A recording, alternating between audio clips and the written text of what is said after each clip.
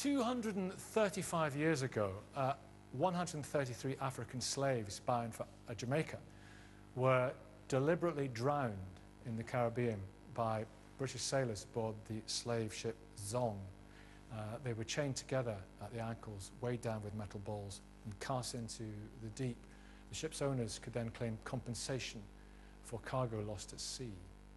Well, a few weeks ago, the Jamaican government chose the Zong massacre to represent the high human cost of slavery and to reassert its claim that the UK should formally apologise and make financial reparations for running a slave colony on the island for 200 years.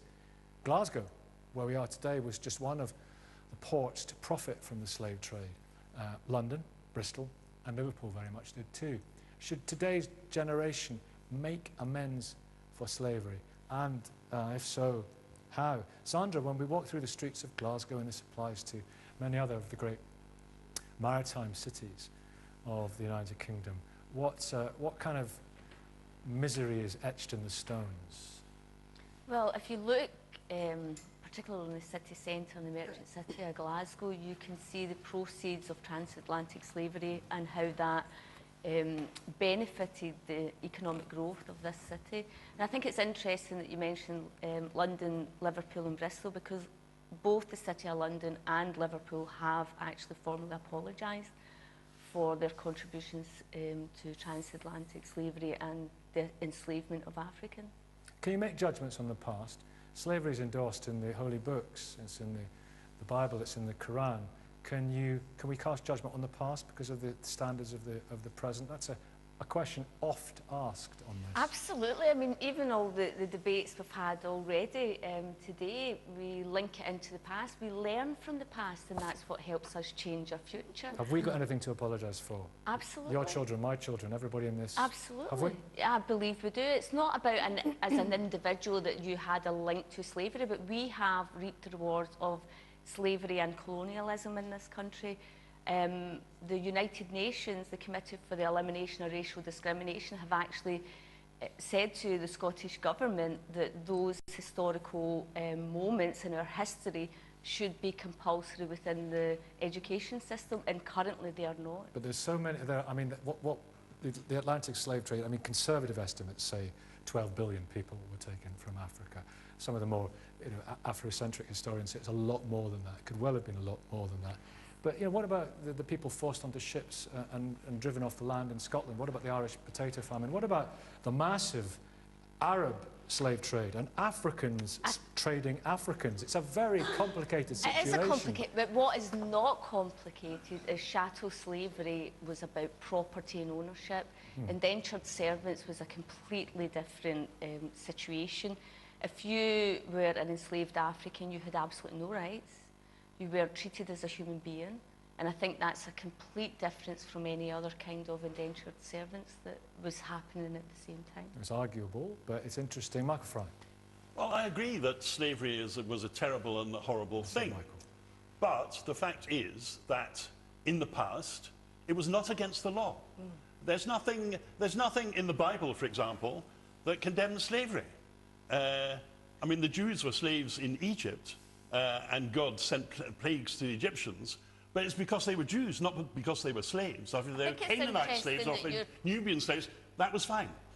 St. Paul, in the epistle to the Galatians, says that in Jesus Christ there is neither slave nor free. The great thing about Christianity was it didn't matter what your social status was, but that is not a condemnation of slavery. On the contrary, it accepts that slavery is a fact of life, as slavery was a fact of life for the whole global economy until the 18th century. Sandra. Sorry, but you're talking about, you jumped from the law and jumped straight from legal situations to using a faith group or a Bible or whatever. When you think about slavery, you're correct when you say that it was enshrined in law, and that's the key thing. It was allowed, like it was okay to treat people inhuman. And for me personally, I feel that we have to understand that as a country, we allowed that to happen. Well, and I think there's still a lot of inhuman things happening now that links in. Michael, it was a global thing. Yes. So should the whole 21st century everyone living in the 21st century apologise to everyone who was living in the 18th century. I mean, this is ridiculous. Yeah. And what difference would it make? I think it would make a big difference. I think it would, particularly looking at the city of Glasgow and the amount of people who are black minority ethnic who live in this city, there's just over 12% and it's growing. I think if we invested in the fact that these people contributed and their ancestors, including my own, contributed to the history of Scotland, contributed to Enlightenment, I think that that's an important... But what about other Issues of countries? Wait a policy. minute, Michael. What about other countries in other... What about, you know, we own it, due to British pressure, partly, they made it illegal to have slavery in Saudi Arabia, in the Yemen, in the early 60s. That was partly because of British pressure. What about there are many other slave trades, the Arab slave trade. There are many countries that should apologise. There are many countries that profited from this. We're in a very difficult and tricky situation. I think one of the issues in Scotland is we talk about the Enlightenment, we talk about Scotland and the abolition movement. Yeah. Yes, the abolition movement helped to stop slavery, but what it didn't look for was equality. It didn't want these enslaved African people to actually be equal in human terms. And I think that's something that this generation, we have the opportunity to address. Human rights was in nascent form. It was barely... The concept was barely recognised. Bernadette, nice to have you back on the programme. I try my best to be fair, and I accept everything. Obviously, it happened. This is about Jamaica, the Caribbean. I would actually turn that around and say the £10 million that Jamaica received for building prisons, perhaps that should have been put into hospitals, because when we spoke to a lot of Caribbean people, we did a survey with NSOCA, and over 2,000 people actually said they'd rather money, if there is money left in the pot, because by the time it came to me, I'd probably get 50p, that we would transfer that to hospitals, infrastructure in the Caribbean. So if we're talking about Jamaica specifically or the Caribbean specifically, an apology was sort of received from Tony Blair, but it wasn't quite I am sorry, because we all know legally, once you say sorry, the lawyers will come out and everybody... It can't be done. I regret it happened. Yeah. But let me ask you, this is important. What about the massive, what Sandra says, and she's right, the massive scar on our society of what happened in the past. It casts such a long shadow in the way we look at each other, in the way we perceive ourselves, and in the way we regard the other. Yes, but that's in the past. It's in the present. Why should the 21st century young people have to apologise? What I would suggest people do, people ask people like me who actually work in the Caribbean community, this is what we would like, well, most of us, so I don't know where these other figures are coming from, most of us would like, yes, an apology, and this is what we will do, either build schools, infrastructure in the Caribbean, something like that, and then you talk about history, BBC had a brilliant last year programme about black history. That was fantastic. Things like that we need to see in schools, educations. We've already got museums in certain countries, areas, Liverpool, Bristol. That's the kind of thing we want to bring forward. Awareness and history. I think you're saying from the same we are in complete agreement about that. I mean, the acknowledgement in Glasgow at the moment as a city is, I mean, if you go into the George Square, for instance, there's 12 statues there. All of those 12 statues either had a direct link or an indirect link to slavery. So those people, and even the streets in Glasgow, you know, the plantation owners, the business owners are the people who are celebrated. So it's about looking at that differently, actually. It's not about not having those street names, but actually giving the real history of who those people are and how they made their money. David, in a second. Michael, do you want to come back? I think you were going to say something a bit earlier on. It's about acknowledgement and awareness. I just find the whole moral stance of this really quite appalling. I mean, I don't believe in this transferred moral responsibility. I mean, the SS guards in the concentration camps could have said to the Jewish children they were shoveling into the gas chambers, if the children said, well, what have we done? They would say, you've done nothing, but you are morally responsible. That was the necessary argument. Do you believe in a moral transference of guilt to contemporary Germany? It's not my subject for the greatest crime against humanity. It's not my subject area. I mean, it's not my... You know, I'm here to talk about... David, well, David, it's a moral issue and it's part of it. David Coburn, the shame can I just say I can't understand that. Not my subject. I mean, everybody. What I mean by that Can I is just say I'm not going to make what people- comparisons with the Holocaust Okay, and hang on. enslaved Sorry. Africans, and I felt that that's what that question was asking me to do, Well, no, and it's I'm about- not in a It's position about to the do that. transference of moral guilt. I agree with David. this gentleman here.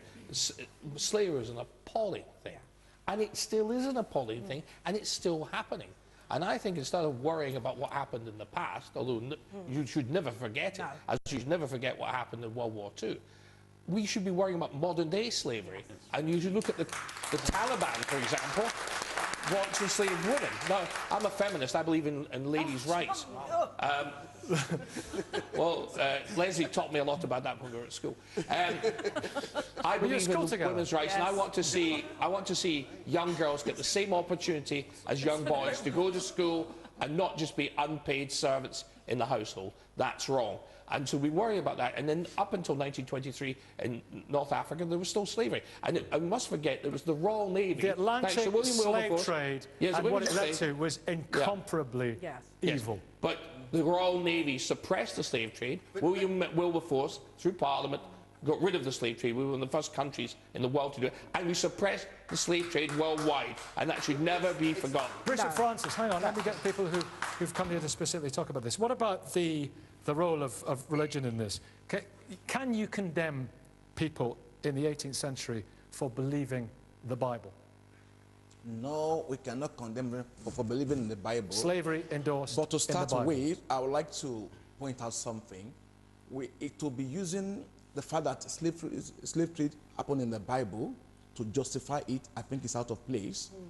Because the Bible as the holy book has to report it as it is. And the fact that some people that are being revered today as the saints or patriarchs, they practice something, does not justify it. So Abraham and others... Oh, hang on, New Testament as well.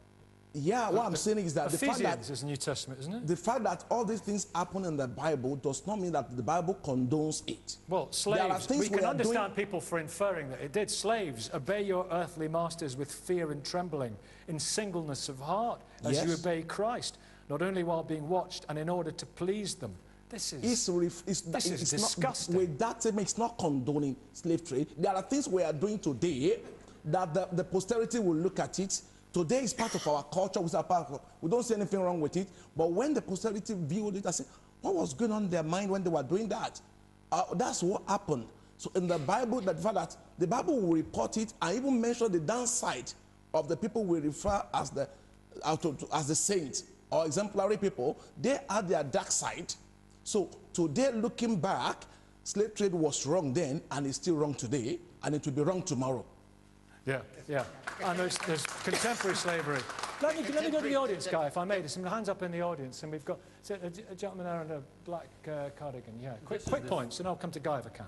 This is the thin end of a very, very big wedge. This happened 8 generations ago. There's nobody here responsible for that. Absolutely. Around about the same time we had the Highland clearances, where human beings were replaced by sheep. Now, it wasn't as brutal in any way, but it was in its own way brutal. People were evicted. They would have died in the process. They came down to the lowlands. The diaspora went abroad. Should Scotland now be suing England for that? We've done some terrible, terrible things, haven't we, at human beings? Yeah, what would you like to say? Yeah, I think that we are quite a wealthy country, and we got there based on a lot of this kind of slave trade.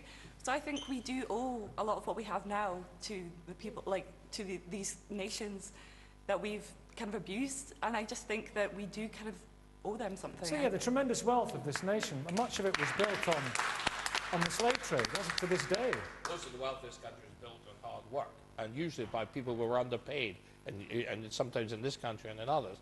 The slave trade, cotton, the Royal sugar, Navy, tobacco. The Royal Navy, thanks to Wilberforce and Parliament, suppressed the slave trade. When the United States still had massive slavery before the Civil War, we were suppressing that. Guy. So Britain can take a very high ground. Guy standing. I think we must make some sort of apology because the slave trade and use of slaves enriched our country. Much of the wealth that we have today is due to slavery, but I also think that we ought to be paying far more attention to current day slavery and devoting more resources as a reflection of that moral commitment to fighting the existing slavery. It's not appreciated how many contracts the British government makes with countries that openly sanction having slavery.